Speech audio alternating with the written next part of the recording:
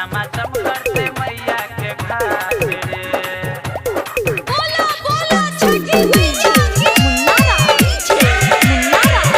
चमाचम करते मैया के घाट रे। छिटकी बाजार मधुबनी टीटी प्रोडक्शन हाउस केला के घोरवा सुन रे यारवा, केला के घोरवा सुन रे यारवा, कोना लौटे अबौ हम अन्हार में।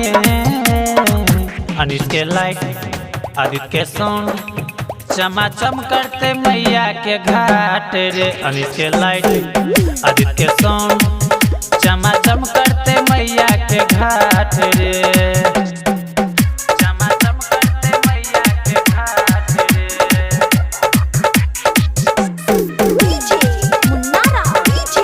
मुन्नारा चमाचम करते मैया के घाट रे। छिटकी बाजार मधुबनी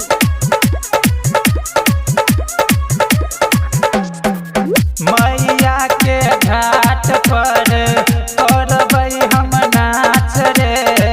जल में जाकर यरबा उठबे माई के हाथ रे। उठबे माई के हाथ रे। मैया के घाट पर करबै हम नाच रे। जल में जाकर यरबा उठबे माई के हाथ रे। सुप और डाली लक फुलबारी, सुप और डाली लक फुलबारी, कोना लौटे अबौ हम अन्हार में। अनिल के लाइट आदित्य के सोन चमाचम करते मैया के घाट रे। अनिल के लाइट आदित्य के सोन चमाचम करते मैया के घाट रे। चमाचम करते मैया के घाट रे। मुन्नारा चमाचम करते छिटकी बाजार मधुबनी